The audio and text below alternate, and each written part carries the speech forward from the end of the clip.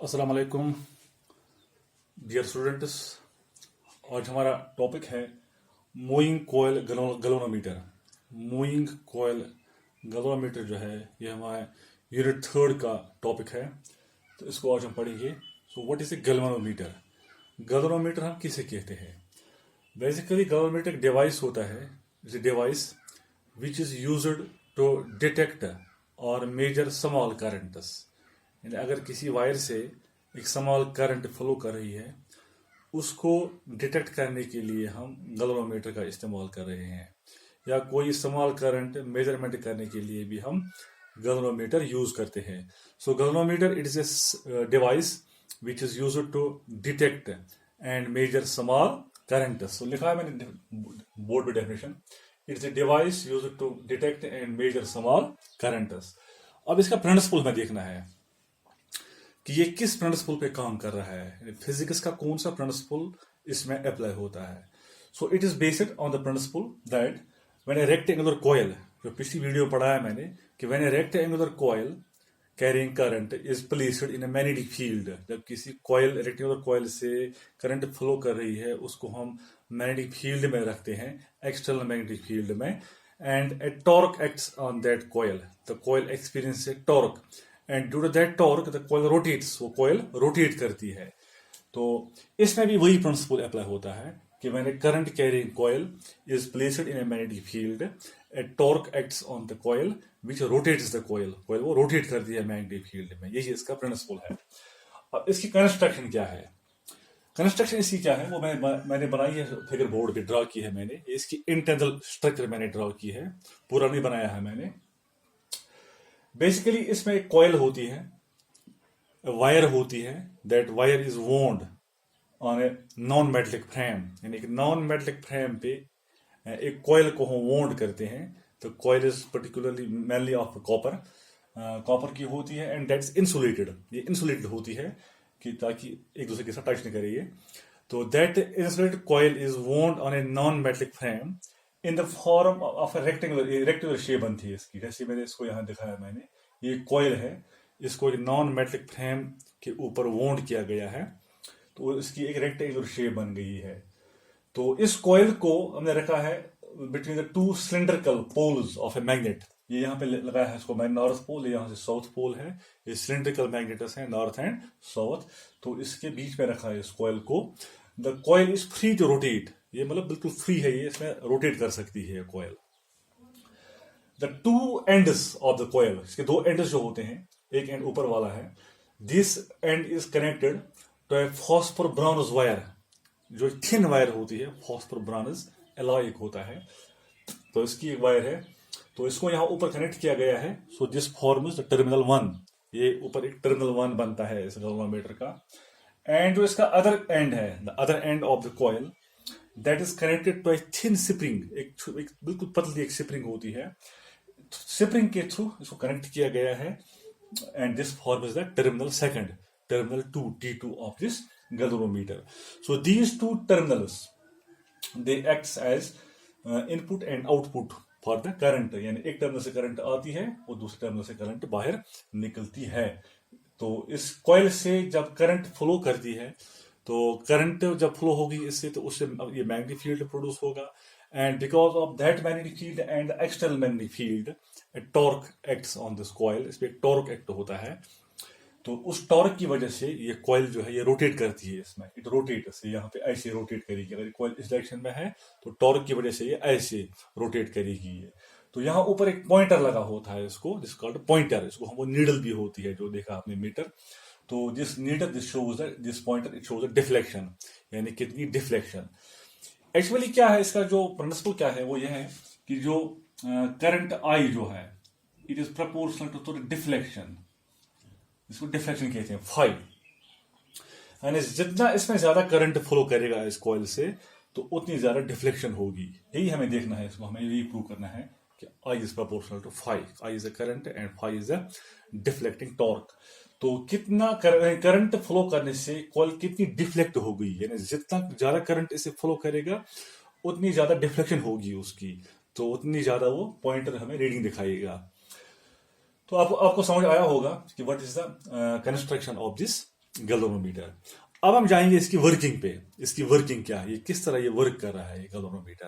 तो ये हम एक डिवाइस है जिसे हम करंट मेजर करते हैं।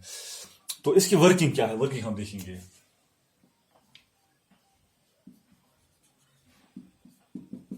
वर्किंग यह है कि व्हेन करंट फ्लोज, जब टर्मिनल 1 से करंट आती है and that flows through this coil, जब करंट इससे फ्लो करेगी इस कॉइल से, तो उससे मैग्नेटिक फील्ड प्रोड्यूस होगा इसमें। तो when because of that magnetic field and external magnetic field, ये कॉइल जब दो फील्ड्स में है, एक तो एक्सटर्नल मैग्नेटिक फील्ड है जिस मैग्नेट की वजह से, और इसका अपना मैग्नेटिक फील्ड है, तो इस पे एक टॉर्क एक्ट होगा and by that torque the coil rotates, ये कॉइल रोटेट करेगी। अब देखेंगे वो टॉर्क कितना होगा। When current flows through it, a torque acts on this coil, and that torque will be denoted by tau. That torque tau is given by N I A. ये हमने relation derive की है पिछली video में, NIAB sin theta. तो what is tau? Tau is torque, deflecting torque, कितनी deflect हो गई है, so it's deflecting torque. Tau लिखेंगे यहां deflecting torque.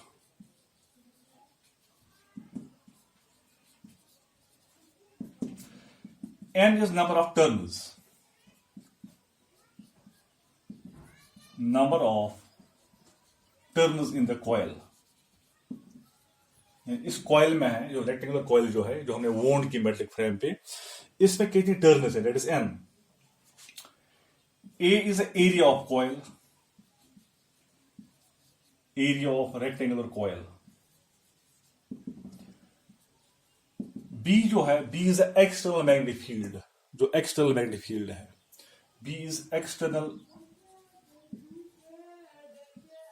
Magnetic field.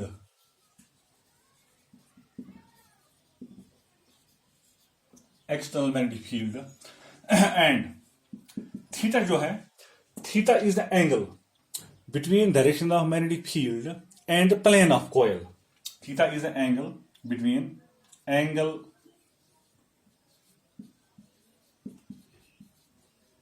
between direction of field, magnetic field, and plane of coil. And plane of coil. Plane of coil means it is actually a unit vector perpendicular to this coil. जो इस coil को एक unit vector आमतौर हम area vector हम A लेते हैं। This is the direction of the plane of the coil. इस वक्त ये डायरेक्शन है इसकी। जब इस पे टॉर्क एक्ट होगा तो कॉइल रोटेट करेगी, थोड़ा ऐसे जाएगी। ये समझो आप, ये कॉइल है, ये इसकी डायरेक्शन है। जब कॉइल रोटेट करेगी ऐसे, तो ये इसका जो डायरेक्शन है प्लेन ऑफ कॉइल जो है वो थोड़ा टर्न करेगा। तो this is the plane of coil and theta is the angle between the plane of coil and this magnetic field, external magnetic field. And ये प्लेन ऑफ कॉइल है, जब rotate किया इसने तो ये जो इसका एरिया वेक्टर ये है, तो एरिया वेक्टर और मैग्नेटिक फील्ड में जो एंगल बनता है, that is the angle theta. Theta angle between magnetic field and plane of the coil. तो so it is deflecting torque tau. Tau is equal to NIAB sin theta. अब जब coil ने turn किया, coil rotate हो गई, इस पे torque की वजह से रोटेट कॉइल हो गई, तो बिकॉज ऑफ दैट रोटेशन, ये जो ऊपर फॉस्फोर ब्रॉन्ज वायर है, this phosphor bronze wire which is very thin and spring which is also very thin, इनमें एक ट्विस्ट पैदा होता है। इस वायर में और इस कॉइल में एक ट्विस्ट पैदा होता है। A twist is produced in these two, and because of that twist, a restoring force is developed in this coil. इसमें एक restoring force develop होता है। restoring force क्या होता है कि आप मान लो कि हमारे पास एक स्प्रिंग है, स्प्रिंग को हमने एक्सपेंड किया, खींचा उसको, जब छोड़ेंगे हम तो वो खुद ब खुद वापस आ जाती है। वो कैसे वापस आती है? Because of restoring force. उसमें एक रिस्टोरिंग फोर्स डेवलप होता है। Because of that restoring force the spring comes back to its original position. या हमारे पास कोई इलास्टिक मटेरियल है, उसको हमें जब खींचते हैं उसको, तो इसमें एक रिस्टोरिंग फोर्स डेवलप होता है। जब हम छोड़ेंगे उसको तो वो अपनी पोजीशन पे वापस आएगा। और restoring force is the force which brings the object back to its original position, जो उसको अपनी ओरिजिनल पोजीशन में वापस आएगा। That force is called as restoring force. तो यहाँ पे जब कॉइल के ऊपर रेस्ट डिफ्लेक्टिंग टॉर्क की वजह से कॉइल रोटेट हो गई, तो इन दो, ये जो वायर ऊपर है और स्प्रिंग जो है, इसमें एक ट्विस्ट पैदा हो गया, and because of that twist restoring force develops in this coil. तो इसमें रिस्टोरिंग फोर्स डेवलप हो गया। दैट रिस्टोरिंग फोर्स, उसको हम लिखेंगे, and that restoring force is given by, उसको हम रिस्टोरिंग टॉर्क भी कहते हैं, that is called as restoring torque. यहां लिखता हूं मैं इसको ऊपर।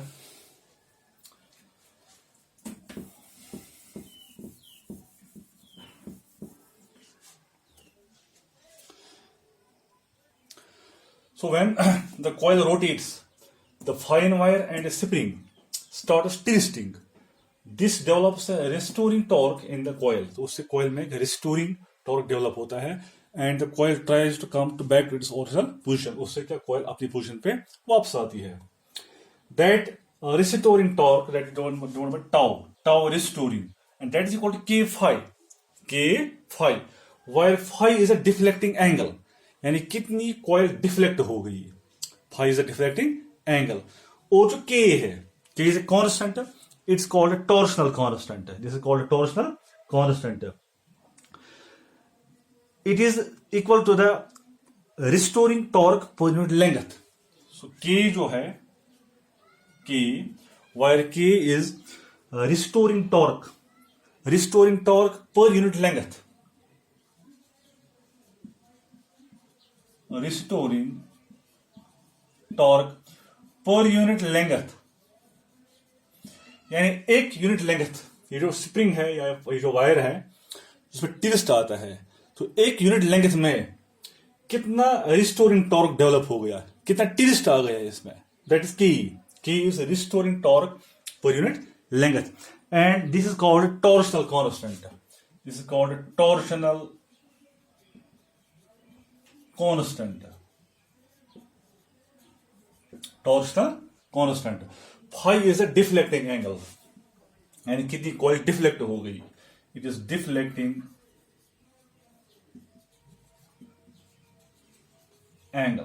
Now a stage will come, एक स्टेज आएगा जिस वक्त डिफ्लेक्टिंग टॉर्क बराबर होगा रिस्टोरिंग टॉर्क को, and a stage will come when deflecting torque of the coil will be equal to the restoring torque. उस वक्त कॉइल जो है वो इक्विलिब्रियम में होगी, at that time the coil will be in equilibrium. तो यहां लिखेंगे हम at equilibrium, and a stage will come, and ऐसे लिखेंगे हम for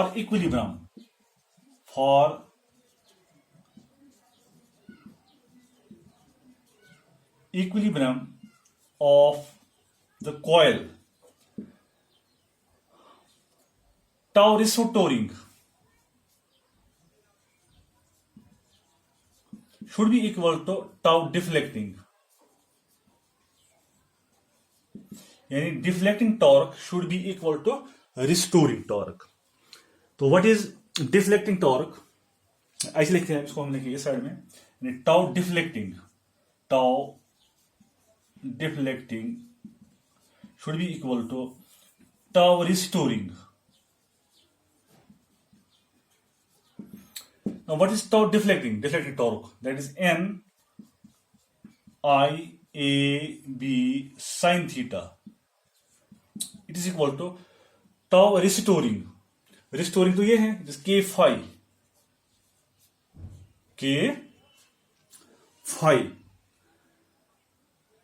What is I? हम I निकालेंगे, यहाँ I का value, so I is equal to, it is equal to K divided by N A B, five ऊपर आएगा यहां, sine theta, K phi, I is equal to K phi divided by N A B sine theta. अब यहां पे देखते हैं हम, के जो है कांस्टेंट है, torsional constant, N number of turns it is also constant, coil can be a fixed number of turns, A is the area of coil, it is also constant. B is the external magnetic field, which is also constant. And this phi is the deflecting torque, so it is not constant, it is variable. तो यहाँ पे जो हमें value आएगा last पे, तो हम यहां लिखेंगे ऐसे इसको, आई इज, दिस इंप्लाइज, ये जो सब कॉन्स्टेंट्स हैं ये, तो इनके बदले हम यूज करेंगे proportionality. So we can say that I is directly proportional to phi divided by sine theta. I proportional to phi divided by sin theta. What is I? I is the current flowing through this coil and phi is the deflecting angle. यानी current flow करने से कितनी coil deflect हो गई। Actually हमारा motive वही है जो मैंने पहले ही लिखा था यहाँ पे, I should be proportional to phi यानी deflecting angle is directly proportional to applied current. लेकिन यहाँ पे हमें टर्म आई इसके साथ साइन थीटा। अब साइन थीटा को अगर हम खत्म कर सकते हैं तो we get I proportional to phi. इस साइन थीटा को हम कैसे खत्म करेंगे, how to eliminate the sine theta from this equation, तो उसके लिए क्या करते हैं हम इस गैल्वेनोमीटर में रेडियल फील्ड का यूज करते हैं। We use radial magnetic field. वो रेडियल फील्ड हम क्यों यूज करते हैं, कैसे यूज करते हैं, उसकी क्या इंपॉर्टेंस है इसमें, तो उसकी इंपॉर्टेंस यही है, उससे हम पहले जो साइन थीटा है we can eliminate the sine theta and we will get the required relation I proportional to phi. तो वो हम कैसे यूज करेंगे इंशाल्लाह वो मैं नेक्स्ट वीडियो में आपको पढ़ाऊंगा। Wish you good luck, thanks.